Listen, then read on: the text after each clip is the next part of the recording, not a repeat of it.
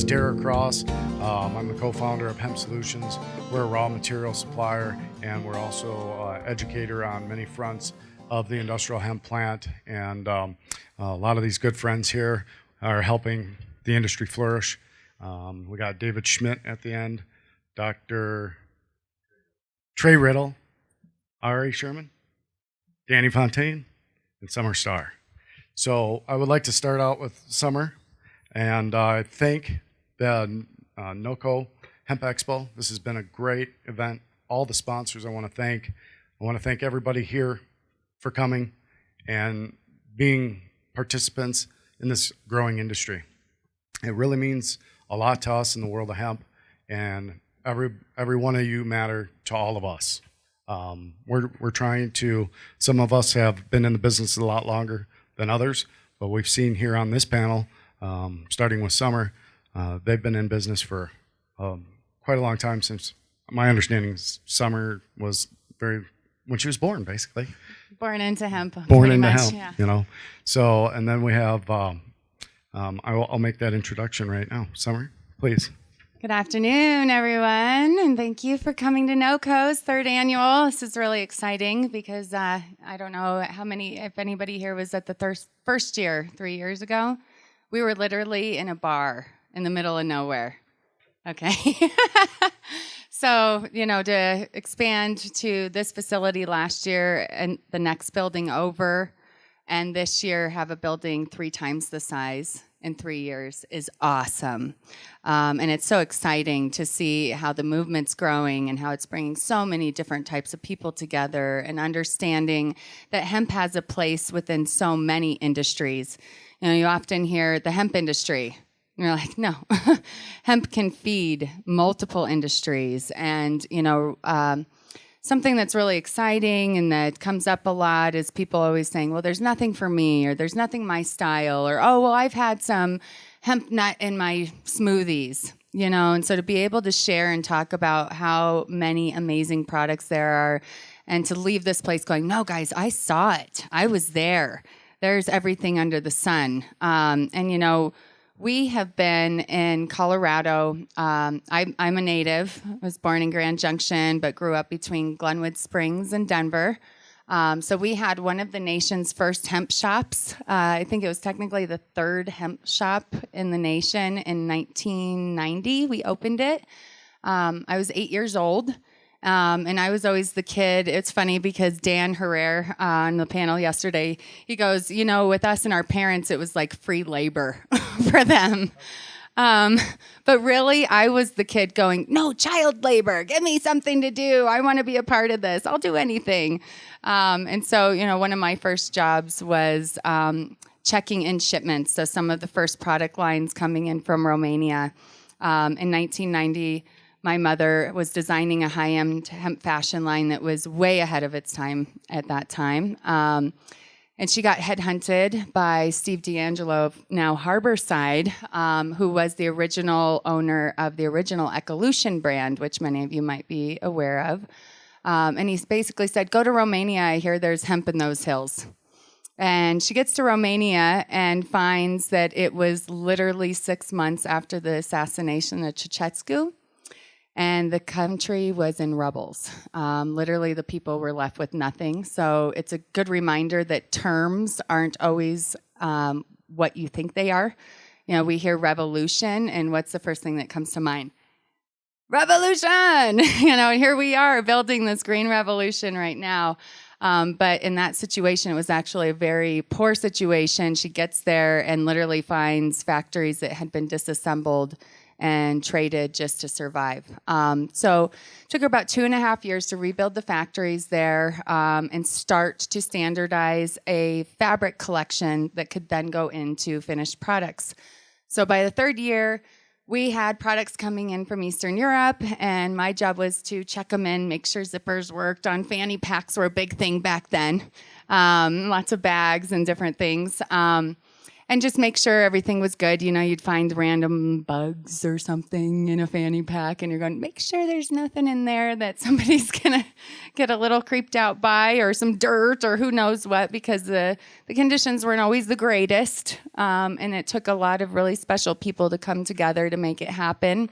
All the first fabrics from Romania were actually named after the people who worked on them, which was really neat. So some of the original Florins and Novidus and Somis, those were actually the people that worked on the looms. In 1995, we got the first $1 million order for hemp textiles. And at that time, there was no way that that was going to happen in Romania. So Mom started researching. Oh, and so, of course, we opened the hemp shop. So here's all these great products from Romania coming in, and not enough buyers in the world to sell these goods.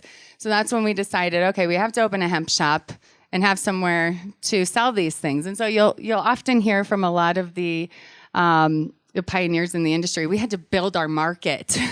You know, we had these great products, or we had all these great things, but nowhere to have an outlet for them. So we created a hemp shop in downtown Glenwood Springs, where we were able to get to a ton of tourists all over the country that were visiting the hot springs. I still to this day will have people come up to me and be like, I walked in that hemp shop and I saw a leaf, and I went to turn around and walk out of there, and you couldn't have been 12, 13 years old, and jumped in front of me and said, just give me 2 minutes, and changed them towards hemp for the rest of their life. Because, of course, as we all know, as you start to learn about hemp and all the wonderful benefits and all the great inherent natural properties that it has and why it's so important, it captures everyone, you know. So that was a great way to start capturing people. And always, I tell everybody, talk about it. Start the conversation with your friends, your family. You know, find things that you can kind of engage that conversation.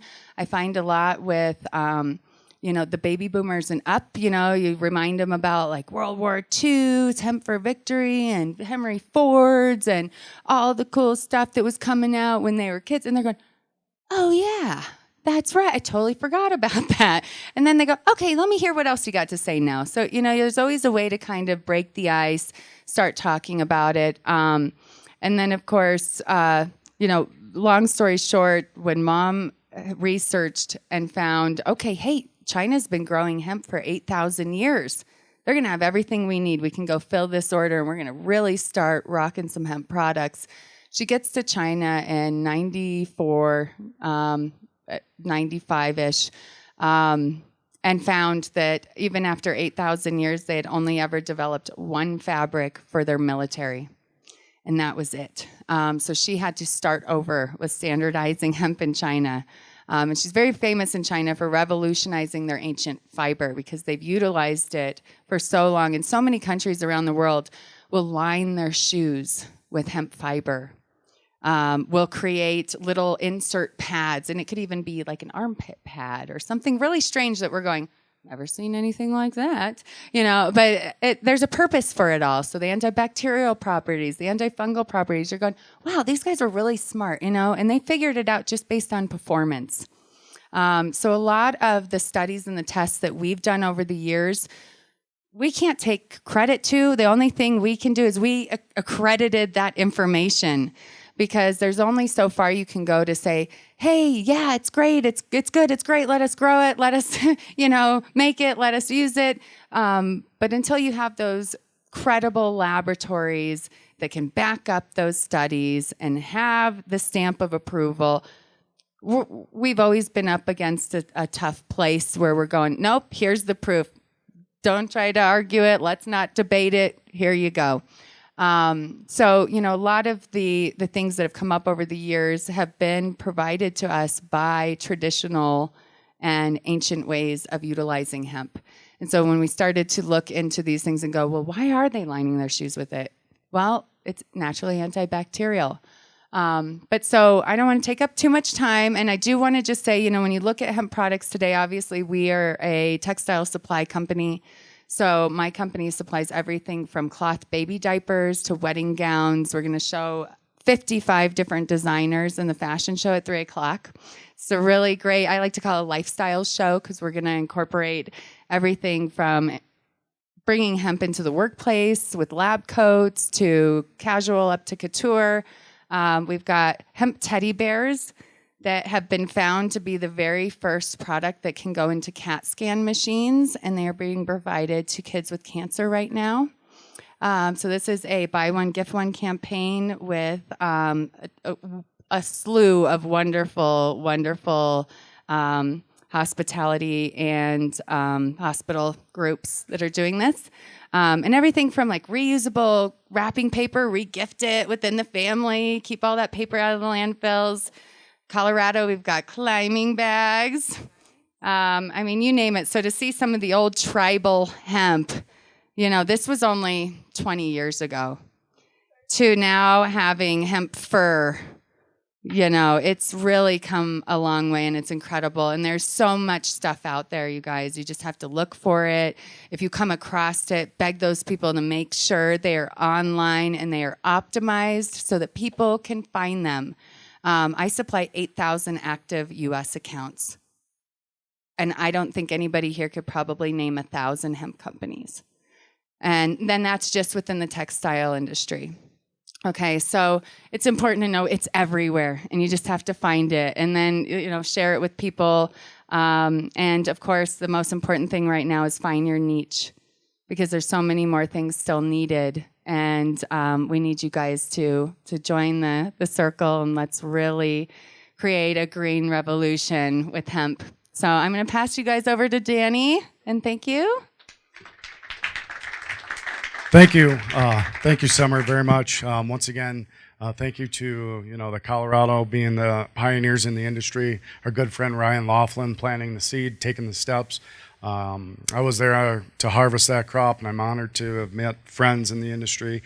I've been accepted within the community here in Colorado, and with our company, Hemp Solutions, one of my partners is here, John Patterson. He's our educational director, and we all feel, all of us, I believe, will say, we are like the Lorax. We speak for the trees. We're tired of seeing how things are evolving. We want to make that beneficial change, and education is part of it. We hold workshops, our involvement. And the good thing about hemp, the beautiful thing about hemp, is its ability to bring unity.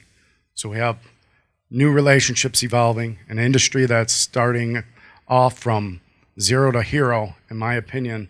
And I'm honored to be here and hosting this event. And we have Dani Fontaine next.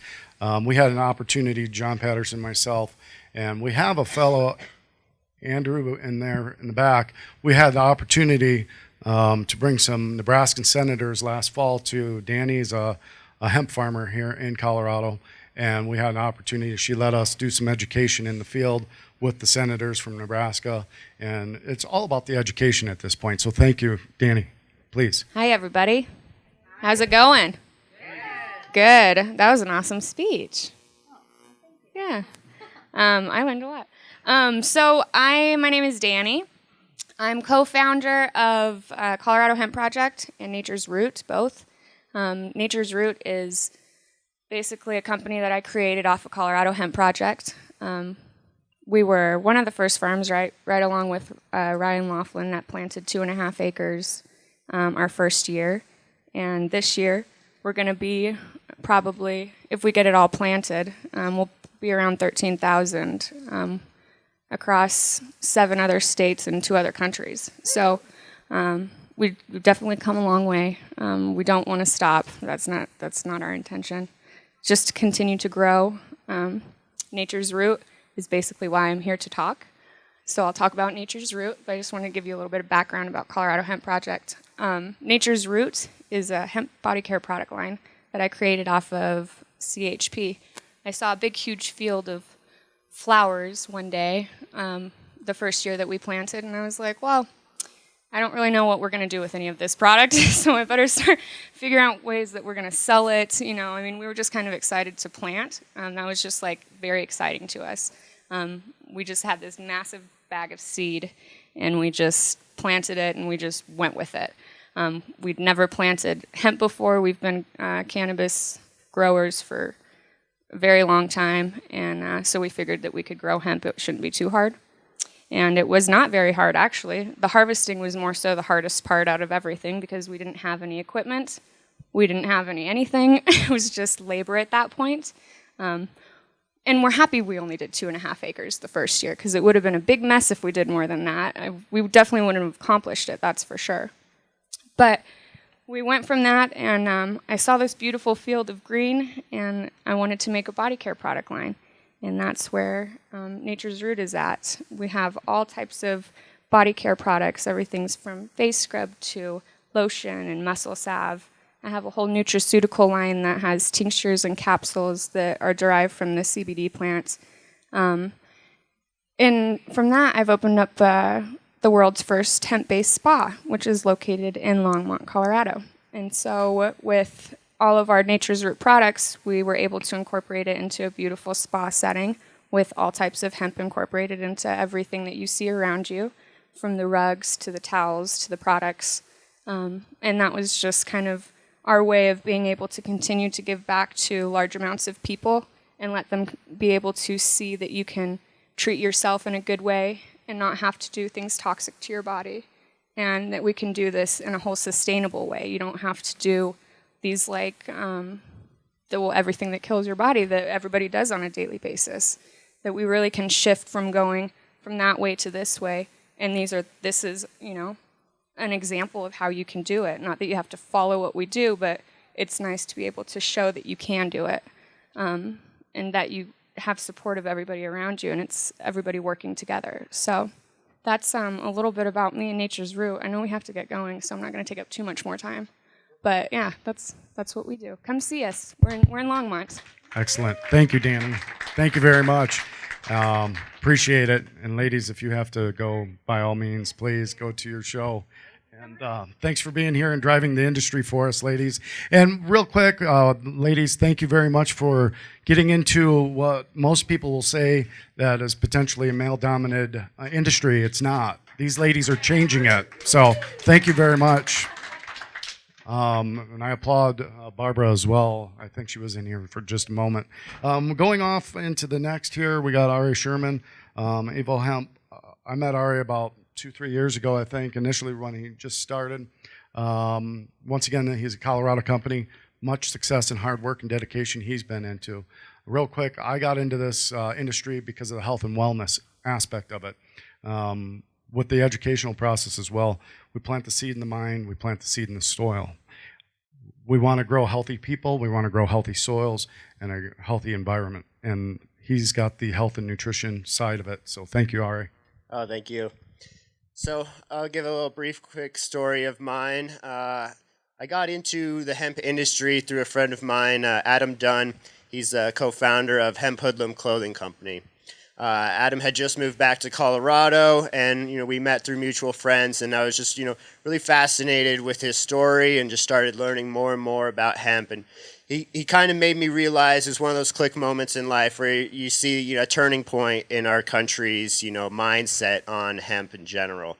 I saw that it was becoming more socially acceptable. The education was growing rapidly. It was a perfect time to utilize hemp in all different types of commodities.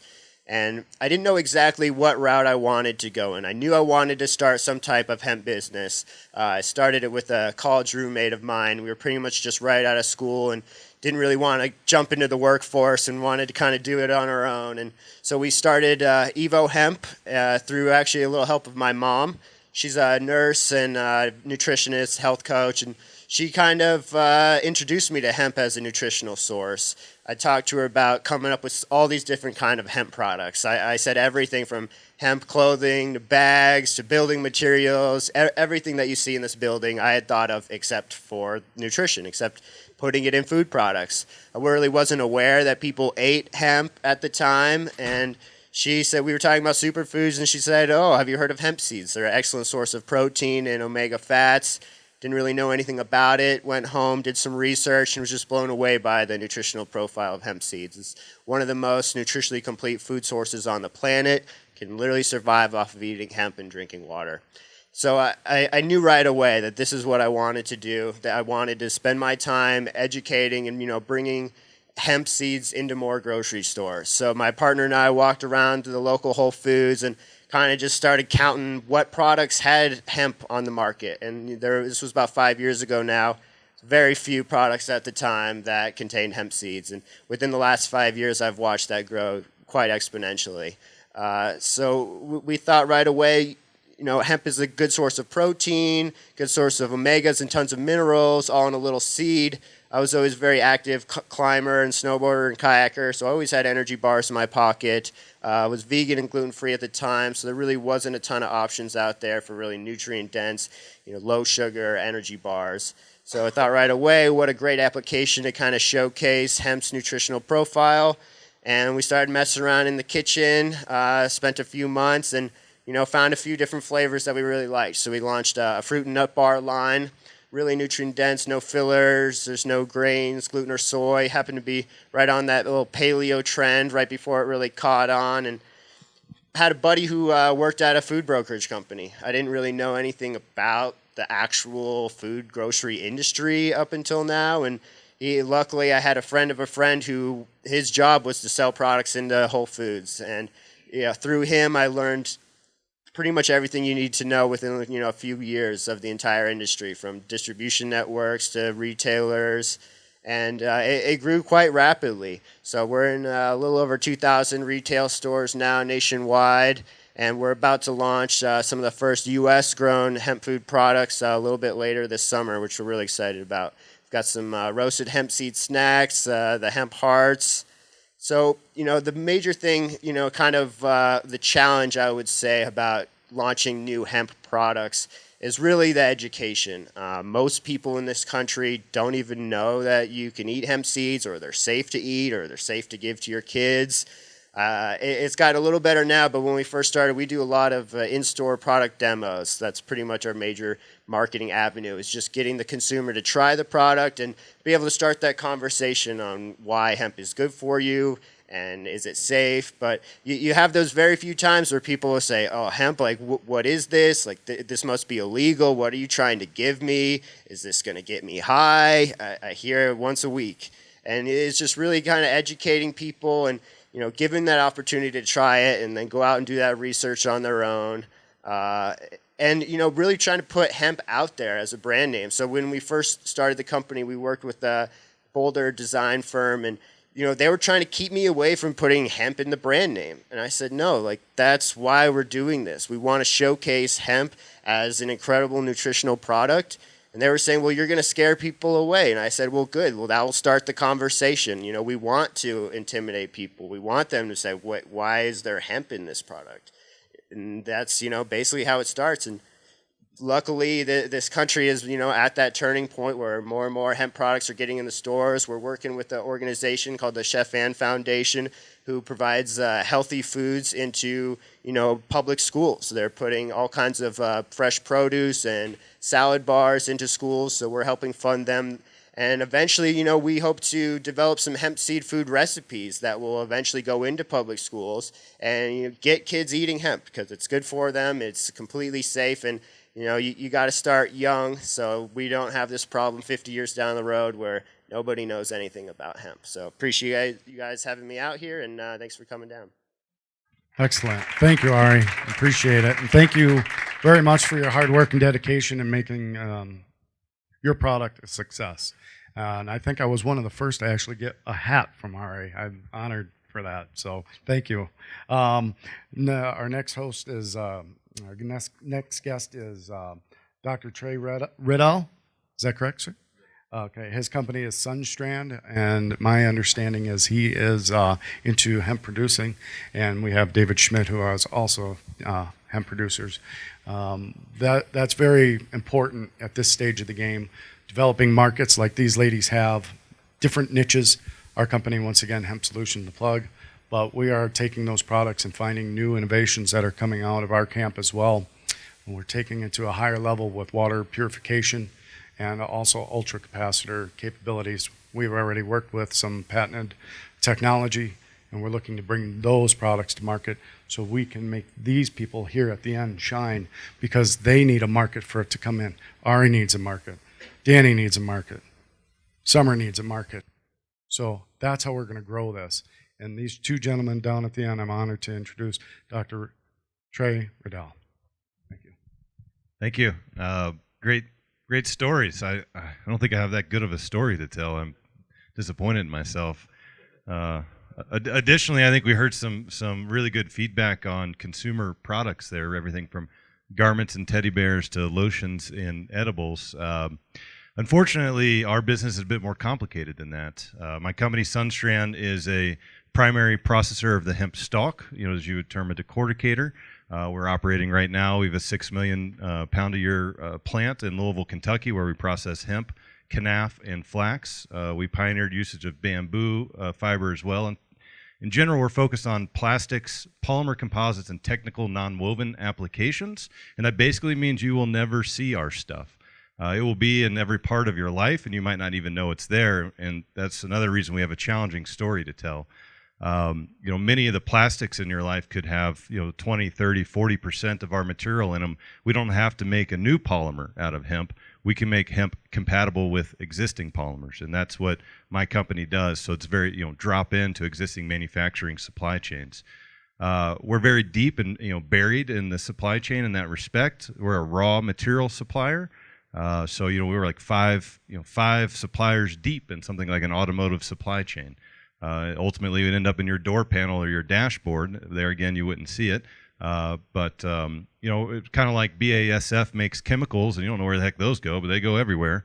Owens Corning makes glass fiber, same sort of deal. It's all over your life, and you don't ever see it. So we have a much more challenging story to tell from that perspective. And it's not just about hemp. For my company, we're not a hemp company. We're a materials company, and we focus on bio or natural materials. We're very excited to have been able to bring on hemp into our repertoire. We've been in the space for several years. It's a very challenging space to be in. Our goal is to sort of disrupt major industrial manufacturing, so to get these things as ubiquitous as possible. In order to help educate, I guess, the consumer a little bit more, we are doing bringing out a few little consumer products just to raise awareness. And just to give you some more examples of applications, we're doing keychain fobs, business card holders, drink coasters, insulated portable coffee mugs, and sunglasses. So, I mean, that's just like a smattering of random things, right, that can be made out of materials, which is what we do. And hemp is a great material. It's not always the best material. Unfortunately, there's not, as discussed, there is not a hemp fiber market. There may never be with the exclusion of a particular company that focuses on hemp garments. In general, in major industrial processes, there is a natural fiber market of which hemp has to compete in that market. And so it's something that we all have to be very clear about in developing the supply chain, is that for most cases we are displacing something else. He had to displace other bars, right? Thankfully, there weren't any other hemp bars on the market, and was able to command that space. Well, similarly, we have to displace other fibers that exist right now and perform not so differently. But very exciting opportunity. Hemp is extremely versatile in that it can do all of these things, right? That's the power of hemp. It's not that it's so awesome at any one thing, right? It's actually really good at a lot of things. And so that's the real power, and how I think we can develop a real holistic, viable hemp supply chain. Thank you. Very good. Thank you. Thank you, Doctor. Appreciate that. And that's the other thing that you're talking about, is the innovations that come out. So like I think Summer said, find your niche. With this plant, we have over 25,000, 50,000 different uses. We live in today's society. We have, we see right here, for example, the plastics. We have plastics. We can manufacture healthy products. We live in a throwaway society. With these products, the cost of recycling that material and what you're going to get out of that plastic is minute. You're putting a lot of back end to recycling, where I wouldn't have a guilty conscience if I threw that in the trash, knowing that when it goes in the trash, it's going to decompose, right? We're making better products, healthier products, and we talk about disruptive markets. that's how we can get into that. Go ahead and throw it away. We'll grow more. David Schmidt from Hemp Incorporated, correct? Is also a processor here, and their company is doing quite well in North Carolina, and he'll go into more details. Once again, thank you. David Schmidt with Industrial Hemp Manufacturing in Spring Hope, North Carolina. Industrial Hemp Manufacturing is a wholly owned subsidiary of Hemp Inc. in Las Vegas, Nevada. We've got a 70,000 square foot facility about 20 minutes east of Raleigh. We should have the facility operational in the second quarter of this year. We've worked hard the last year putting everything together. When we are operational, we're going to be manufacturing products for the gas and oil drilling industry. That's what we'll do with the herd of the product. The fiber side of it will go into the automotive industry as well as the textile industry in North Carolina. What little of the textile industry is still left in North Carolina, but there's a lot of demand for the fiber. We've got to, once it's decorticated, we've got to make the fiber suitable for the automotive industry as well as the textile industry. I can't just decorticate it and sell it to anybody. The quality's not there. So there's other processing that needs to happen, and it needs to be environmentally friendly processing, the treatments that we do to the fiber to make it suitable for the textile industry. There's a lot of demand in this country for natural fibers, whether it be hemp, canaf, flax, jute. Today, the majority of it is grown in Asia. There's a good bit in Europe, but the vast majority of it comes out of Asia. And the customers that I've had the last decade, they want the product grown in America. They want it processed in America. There's a lot of issues, quality issues mainly, with the materials coming out of Asia. The materials coming out of Europe, the fiber products I'm just talking about, the Europeans have very, very good quality, but it's very, very costly. And it's difficult to bring fiber from Europe to America to compete in the automotive industry. It's a very, very competitive industry. But I've been asked for years. For a decade, I've sold fiber to the auto industry here in America, and we can't produce enough of it here. So I think with the hemp movement, once the hemp industry on the fiber end of things, the volumes are large enough that we can start displacing some of that material out of Asia, will be a great thing. We work with the farmers in North Carolina as well as Georgia. We show them how to grow the product, how to harvest it. There's a lot to it. I mean, it's not just us processing. We've got to get a good quality product to our facility to process. The things that have happened in Colorado the last few years are very, very encouraging. If we're in a position within the next 24 months, I believe, at our facility in North Carolina, I could see a second facility going up in Colorado. We have the ability to do about 40 million pounds a year in the North Carolina plant. And it'd be really nice to have a facility here in Colorado that could do 40, 50 million pounds a year as well. Appreciate you all coming out to the NoCo. I appreciate the event organizers. Appreciate them asking Hemp Inc. and Industrial Hemp Manufacturing to attend. This is just a great event, and we're honored to have a presence here. Thank you. Thank you. Thank you, everybody on the panel. Thank you. Thank you all for attending here, too. And in closing, I do also want to reach out to the sponsors and the guests and the NoCo Hemp Expo organizers. This has been a tremendous event. I'm honored to be a part of it, thankful to be a part of the growing industry, and seeing this industry from start to excelling and for future generations to come. We're right at the forefront in the beginning of this. There's a lot of education coming on. Being able to parallel but yet find out who's doing what, working together, because that's what it takes, collaborative efforts to grow this industry. It takes people like you understanding that you can see the healthy products, what we're trying to accomplish, and be creative. Innovations are evolving. Where we're going to be over the next 100 years, we should become, with these kind of products, more sustainable, renewable, and at the end of the day, we have to leave this world a better place for the next generations, millennium to come. Once again, I'm Derek Cross, Hemp Solutions, and thank you for your participation today and your time.